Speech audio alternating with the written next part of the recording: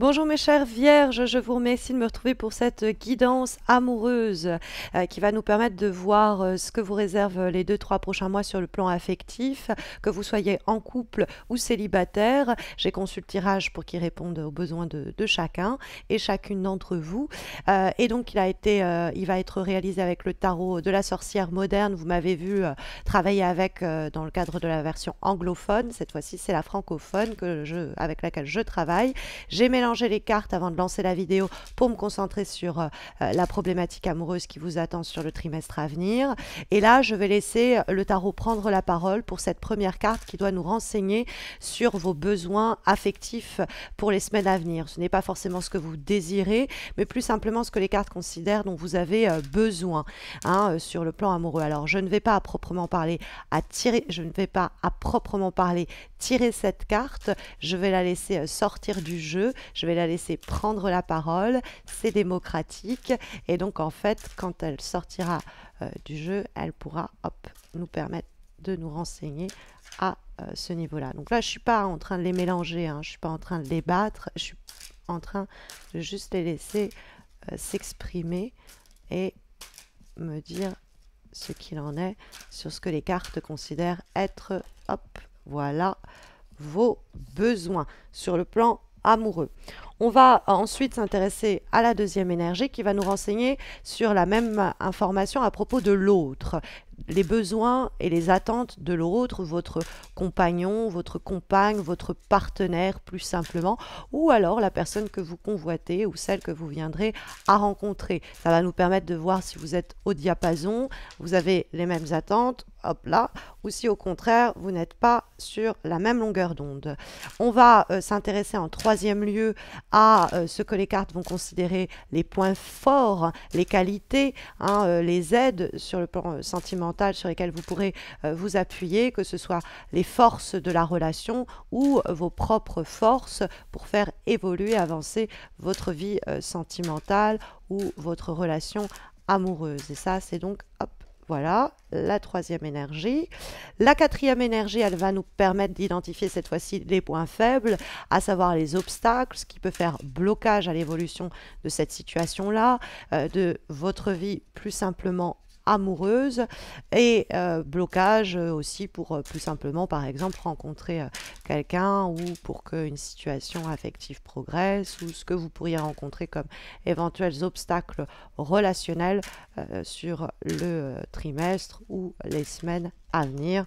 Après les points forts, nous observons les points faibles. Et pour terminer, nous allons voir le potentialité d'évolution de votre vie amoureuse sur les semaines à venir, la direction que prennent les choses ou que prend plus simplement cette relation, cette situation sentimentale. Donc ça va être la cinquième et dernière énergie qui va prendre d'elle-même la parole pour nous renseigner, j'ai trop de cartes, je remets ça dans le jeu, pour nous renseigner de façon claire, avec une seule carte, voilà, le message prédictif.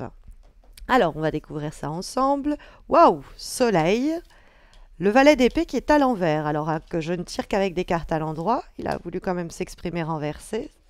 7 d'épée. On va le garder à l'envers parce que faut savoir que dans le cadre des tirages généralistes comme ce que je vous propose là, je ne tire qu'avec des cartes à l'endroit. Je prends de façon globale les messages des cartes, mais c'est sur les tirages personnalisés avec lesquels je travaille avec des cartes à l'endroit à l'envers. Mais là, malgré que toutes mes cartes sont à l'endroit, celle-ci, elle a voulu sortir renversée. Donc on va la garder ainsi. Alors, la première énergie que nous avons, c'est quand même le soleil. Et puis il faut marquer qu'on a le soleil, mais on a également le pape et le battleur dans votre tirage. On a un tirage qui est quand même assez marqué sur le plan des lames majeures et qui annonce un trimestre à venir qui doit normalement un peu remuer. Mais on va détailler tout cela pour commencer avec la carte du soleil qui est bien placée pour nous dire de quoi vous avez besoin. Bien aspectée, j'allais dire, puisqu'on a une carte quand même qui est sortie à l'envers. La carte du soleil, elle est à l'endroit. là, et elle est là pour nous parler de ce que les cartes considèrent dont vous avez besoin. Et le soleil, bon, bah, vous avez besoin d'amour, hein, aussi simplement que ça. C'est une carte qui nous parle de couple, d'enfants, de vivre ensemble. C'est un engagement pensé, un engagement pesé, un engagement fort. C'est l'idée de présenter son partenaire à sa famille. C'est, vous voyez, tout ce genre d'événements importants dont vous avez besoin. Ça peut être aussi, vous avez besoin que la lumière se fasse sur une situation donnée, hein. Il peut avoir cela quand on trouve la carte du 7 d'épée dans la direction des choses. 7 d'épée, c'est une carte qui va nous parler de situations, on ne sait pas trop où on met les pieds, on doit un peu marcher sur la pointe des pieds justement, et il y a des suspicions ou il y a des choses dont on se doute mais qui ne sont pas clairement formulées, on tourne autour du pot, donc il y a des discussions un peu voilées, un peu implicites mais pas clairement, où les informations ne sont pas clairement données. Donc il y a un climat comme ça avec la carte du 7 d'épée dans ce qui arrive qui nous parle de justement être un peu dans une situation où on aurait besoin de faire la lumière. Et c'est ce dont vous avez précisément besoin.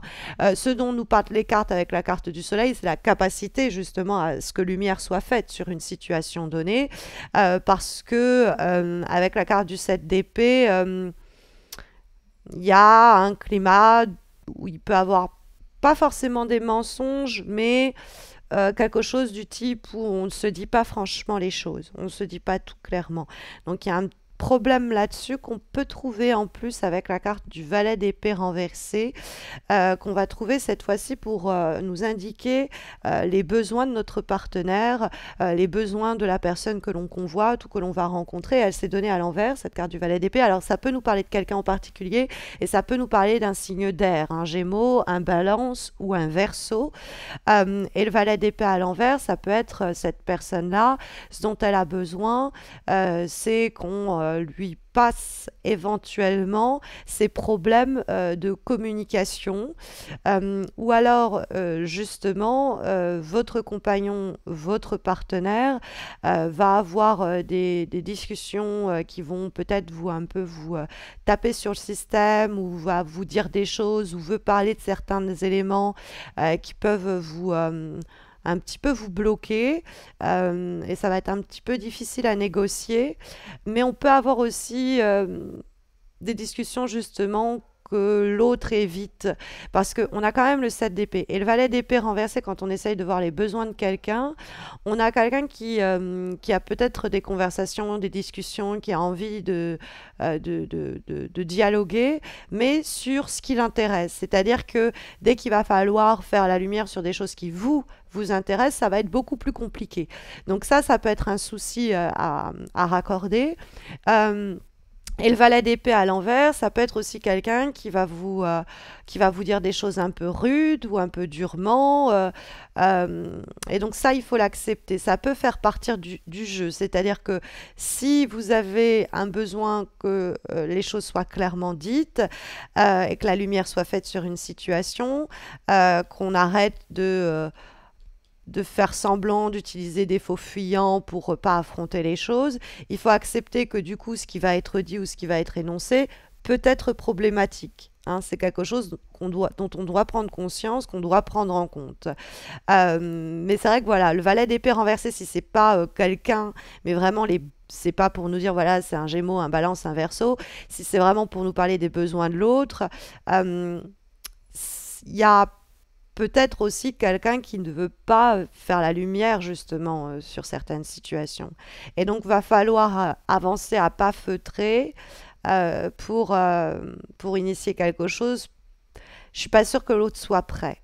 Mais j'ai l'impression que vous arrivez à quand même faire votre chemin parce que on a la carte du pape dans ce qui va nous parler des points forts, des qualités, de ce sur quoi vous pouvez vous reposer, hein, sur le plan relationnel, le plan personnel pour votre avancée affective.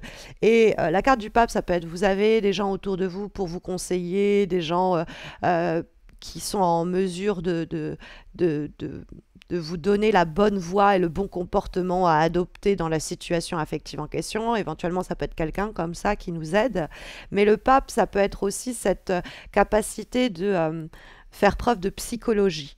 C'est-à-dire que dans la relation ou dans la situation affective, on va analyser un peu les motifs psychologiques qui font que l'autre ne veut pas aborder certains sujets ou n'est pas assez clair, pourquoi il ne veut pas faire la lumière, pourquoi il y a quelques difficultés autour de projets peut-être plus clairement amoureux, autour de la question éventuellement des enfants, ça peut être tout ça, hein, parce qu'il y a le battleur aussi qui peut nous parler de l'enfant et donc de problèmes autour de ça, parce que c'est dans les obstacles. Et la carte du pape, c'est parce qu'on est assez fin psychologue, c'est parce qu'on se montre psychologue, qu'on arrive justement à trouver le bon entre-deux pour que on obtienne ce que l'on veut, que les sentiments soient clairement énoncés ou que l'autre enfin se confie clairement. Parce que on a quelqu'un qui peut-être en face n'est pas encore prêt à l'enfant, pas encore prêt à énoncer qu'il vous aime, pas encore prêt à une relation amoureuse. Et mentalement, c'est un peu, effectivement, avec le valet d'épée, encore un peu compliqué. Et le pape, votre capacité vraiment à dialoguer, discuter, faire réfléchir l'autre et du coup le faire avancer à ce propos peut aider vos affaires. Le pape, c'est aussi quelque chose qui nous parle d'un engagement, d'une connivence qui se passe sur un plan spirituel et cérébral. Donc il peut avoir aussi quelque chose qui se joue sur ce plan-là. Et plutôt que d'être dans l'action ou dans le concret, il y a peut-être quelque chose qu'il faut tisser sur un fond plus psychologique. Parce que on trouve la carte du battleur dans ce qui peut poser problème, les obstacles ou les blocages à votre évolution, à l'évolution d'une relation. Et le battleur, c'est généralement que tous les éléments ne sont pas encore réunis. On a en face de nous quelqu'un qui n'est pas encore vraiment mûr pour une histoire d'amour ou mûr pour ce projet à deux. Tous les éléments n'ont pas été encore assemblés et donc le problème ce serait un faux démarrage, quelque chose d'avorté ou de forcer la naissance de quelque chose alors que c'est pas de l'autre côté encore mûr, hein. Donc ça c'est peut-être pourquoi on vous dit qu'il faut faire preuve de psychologie, parce que vous avez besoin d'un amour assumé, de projets concrets, d'un amour confirmé, que la lumière se fasse sur une situation dans laquelle il va avoir encore pendant quelque temps un peu l'idée qu'on se faufile pour pas vraiment assumer ou affirmer les choses ou y aller franchement, parce que l'autre n'est pas encore clair mentalement, il n'est pas encore prêt, c'est ce qu'on pourrait comprendre. Donc faire attention aussi à pas agir de façon finalement prématurée, on pourrait dire. On va avoir ensuite la carte donc du 7 d'épée comme dernière énergie pour nous parler de la potentialité d'évolution de votre relation, de votre vie affective.